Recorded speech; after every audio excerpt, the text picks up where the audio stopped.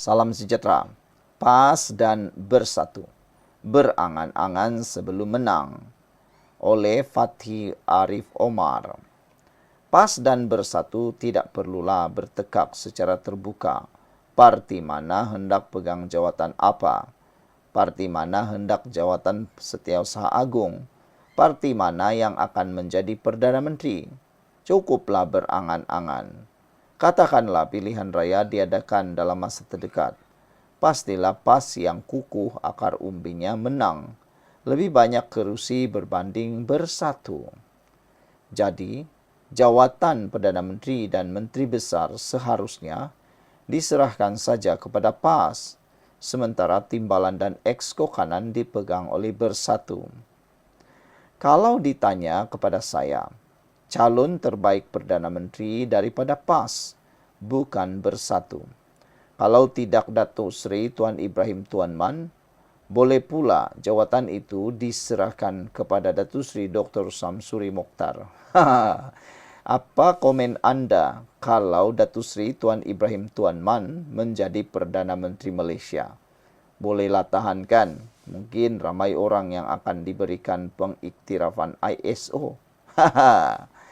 Tuan Ibrahim kurang menonjol ketokohannya ketika berada dalam kabinet. Berbanding naib Presiden PAS Dr. Syam, timbalan Presiden PAS juga kurang menonjol dalam strategi politik dan idea. Tan Sri Abdul Hadi Awang tidak kelihatan berminat dengan jawatan tersebut. Lagipun tokoh ulama itu uzur, beliau boleh menjadi penasihat Perdana Menteri jika PAS memegang jawatan tersebut. Di mana dua lagi naib Presiden PAS, Datuk Seri Sanusi Maknor, boleh terus memimpin Kedah. Walau beliau popular dalam kalangan penyokong, Dr. Sam dianggap lebih berwibawa daripada Sanusi atau orang lama Datuk Idris Ahmad. Lagipun, Tan Sri Muhyiddin Yassin pernah menyebut, Dr. Sam, pemimpin paling dipercayai Presiden PAS, mempunyai kepribadian dan kelayakan menerajui negara. Timbalannya pula seelok-eloknya bersatu. Misalnya Datuk Seri Azmin Ali. Kini Setiausaha Agung PN dan bersatu. Kedua-dua pemimpin kanan ini pernah mengetuai jawatan Menteri Besar dan Menteri Kanan. Ketua Pembangkang sekarang, Datuk Seri Hamzah Zainuddin, timbalan Presiden bersatu, boleh kuasai Perak. Tidak sesuai dalam kabinet jika Azmin sudah jadi timbalan Perdana Menteri. Kalau Azmin jadi timbalan Perdana Menteri, agak-agaknya setujukah Muhyiddin Yassin? Jadi Muhyiddin Yassin nak jadi apa? Tiadalah apa-apa. Tuan Ibrahim pula boleh memimpin Pahang, sementara Menteri Besar di Selangor boleh diserahkan kepada PAS atau bersatu. PAS ada Dr. Yunus Hairi, bekas Exco Negeri dan Pesuruhjaya, untuk mengetuai Selangor kalaulah pengundi sudah bosan dengan Pakatan Harapan PH. Atas sifatnya sebagai tokoh nasional, Azmin tidak sesuai disudutkan di Selangor. Jadi elok masuk kabinet persekutuan seperti sebelum ini. Dahulu beliau sudah diangkat Menteri Kanan paling terkanan atau de facto timbalan Perdana Menteri kepada Datuk Seri Ismail Sabri Yaakob. Bersatu di Selangor masih ada Hilman Idham, Ketua Armada untuk ketuai negeri sebagai kota rundingan dengan PAS. Rasanya dengan PAS bersatu kena berunding dan banyak bersabar juga. Namun, Perikatan Nasional di Selangor masih ada beberapa tokoh lain yang layak di ketengah. Misalnya Datuk Dr. Abdul Halim Tamuri atau Dr. Afif Bahardin. Selangor ada prestij tersendiri yang tidak ada pada Perak, Pahang atau Negeri Sembilan. Jadi, jika Perdana Menteri diberikan kepada PAS, Menteri Besar Selangor seelok-eloknya diserahkan kepada bersatu. Muhyiddin sudah satu penggal menerajui negara. Selain kurang sihat, beliau dianggap kurang mesra dengan istana, khususnya reaksi pada Agung sebelum ini. Jadi eloklah Perikatan Nasional memperkenal tokoh baharu yang lebih dinamik dan meyakinkan, sekaligus menamatkan rentetan generasi lama. Jika susunan saya ini kemudiannya gagal atau lemah, bolehlah difikir barisan pemimpin lain. Lebih baik berubah dan bertekak ketika berkuasa daripada berangan-angan sebelum menang. Sekian untuk kali ini, tinggalkan komen Anda. Salam sejahtera, terima kasih karena bersama dengan saya di Nazilin Unity Channel. Ini pengakuan terkini Mahathir yang paling mengejutkan seluruh Malaysia. Bilalah agak-agaknya Mahathir berhenti daripada campur tangan politik Malaysia. Bilalah agak-agaknya Mahathir ini benar-benar bersara daripada dunia politik. 222 ahli parlimen sudah memadai. Itu komen Mahathir yang terkini. Dr. Mahathir berkata, tidak ada banyak manfaat akan diperoleh negara ini jika kerajaan menambah bilangan ahli Dewan Rakyat seperti yang dicadangkan sesetengah pihak. Itu kata Mahathir kalau dia bukan Perdana Menteri. Nak menjadi pertanyaan sekarang ialah kalaulah Tun Mahathir Perdana Menteri sekarang, apakah ini juga nadanya? Apakah ini juga kata-katanya? Apakah ini juga pendiriannya? Ramai orang tahu sikap Tun Mahathir. Ramai orang tahu kelicikan Tun Mahathir. Jadi, kalaulah dia Perdana Menteri sekarang, persoalannya adakah dia juga menyatakan seperti ini? Adakah nadanya sama atau lain nadanya? Dr. Mahathir juga berkata, menurut beliau, sebelum ini pun ada pihak yang berpendapat jumlah yang sedia ada sudah memadai dan menyebabkan perjalanan parlimen berlangsung lama. Kata Mahathir, pandangan tersebut pernah diutarakan oleh Raham Mohamed Zahir Ismail semasa dia menjadi yang dipertua Dewan Rakyat antara tahun 1982 hingga 2004. Mahathir mendakwa ramai yang menolak cadangan kerajaan mahu menambah bilangan kawasan parlimen daripada 222 yang ada sekarang. Sedangkan kata Mahathir, sesiapa yang mengikuti perbahasan dari semasa ke semasa akan mendapati daripada 222 ahli parlimen yang ada, hanya 10 orang yang mampu mengambil bahagian berbahas secara ilmiah.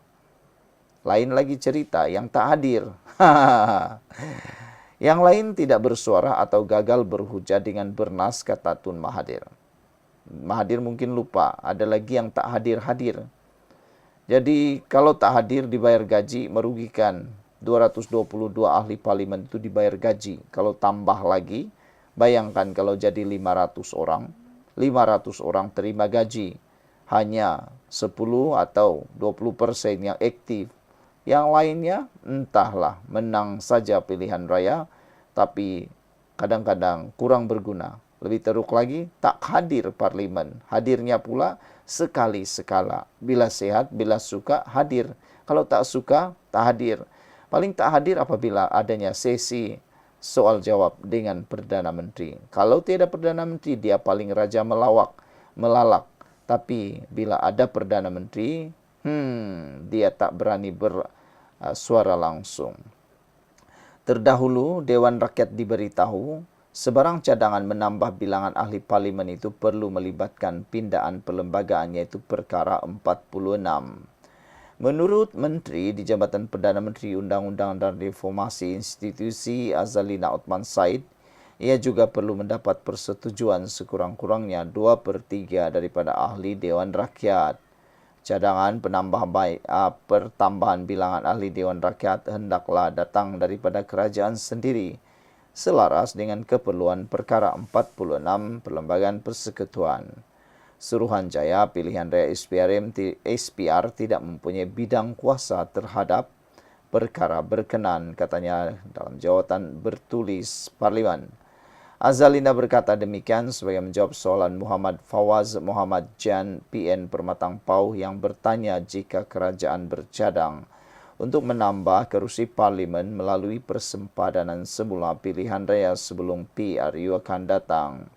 Untuk rekod sebelum ini, cadangan agar jumlah kerusi ditambah turut dibangkitkan Premier Sarawak Abang Johari Openg dalam sidang Dewan Undangan Negeri tersebut. Katanya, terdapat beberapa perkara dalam perjanjian Malaysia MA 63 yang sedang dibincangkan bersama Kerajaan Persekutuan termasuk meningkatkan jumlah kerusi parlimen bagi Sarawak dan Sabah kepada 35%.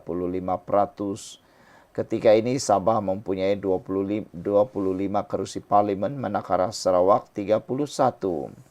Jumlahnya ialah 56 kerusi. Kata Mahathir, dia mendengar rintihan majoriti rakyat negara ini yang bersetuju agar tiada pertambahan kawasan pilihan raya dibuat. Dengan 222 ahli ini, ia sudah memadai untuk masalah rakyat didedah dan dalam Dewan. Sebenarnya jika ambil kira ahli yang aktif 100 orang sudah cukup. Saya turut mendesak kerajaan supaya tidak menambah kawasan pilihan raya, kata Tun Mahathir lagi. Apalah komen anda untuk isu kali ini?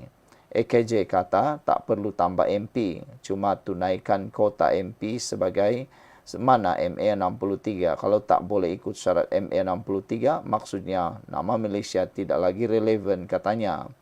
Wan Khalid kata PAS akan langsung tak dapat main isu agama jika kerusi Sabah Sarawak ditambah. Takut tak boleh jadi Perdana Menteri sampai mati nanti, kata Wan Khalid. Wan Khalid juga kata Mahathir takut macam biasa sebab negeri-negeri PN akan tak dapat jadi kerajaan. Jika betul-betul ikut jumlah penduduk besar, patut ikut kuantiti bukan bangsa ini. Ikut 5,000 pun ada satu MP dan 50,000 pun satu MP. Tak betul lah ini, kata Wan Khalid. Violet Rabbit kata setuju dengan maintain 222 kerusi sahaja. Tapi kurangkan kerusi di Semenanjung dan tambahkan kerusi kepada 70 kerusi di Borneo. Ini satu cadangan yang baik oleh Violet Rabbit. Animals kata, Atuk is very worried that Sabah and Sarawak will command significant influence over the formation of federal government if parliament is allowed to increase more. As such, peninsular politics will not dare to play up 3R issue to gain political mileage if they want to support of MPs from Sabah and Sarawak to form federal government, katanya lagi. JBK kata pandangan orang tua ini dah lama luput tariknya. Sabah dan Sarawak perlukan ahli parlimen sekurang-kurangnya 70 kerana keluasannya yang tak dapat diurus dengan lebih baik oleh seorang ahli parlimen. Lihatlah di Semenanjung, kawasan parlimen terlalu kecil dan jauh lebih maju berbanding Sabah dan Sarawak. Di Sabah, kemudahan air bersih sahaja tidak dinikmati oleh penduduk sekitar bandar dari Kota Kinabalu ke Tuaran. Lihat kampung Binaung baru menggatal, Kota Kinabalu. Hanya 3 km dari bandar tetapi tiada kemudahan air bersih sejak merdeka. Kita tak faham apa MP kita buat selama ini. Rakyat Sabah dan Sarawak mahukan kemajuan yang dapat dinikmati semua penduduk kampung, bukan hanya sebahagian penduduk sahaja. Perdana Menteri ke-10 wajib buat persempadanan baru bagi Sabah dan Sarawak sebelum PRU ke-16 supaya Sabah dan Sarawak dapat menikmati pembangunan lebih cepat, katanya lagi. Sekian dulu, kita jumpa lagi.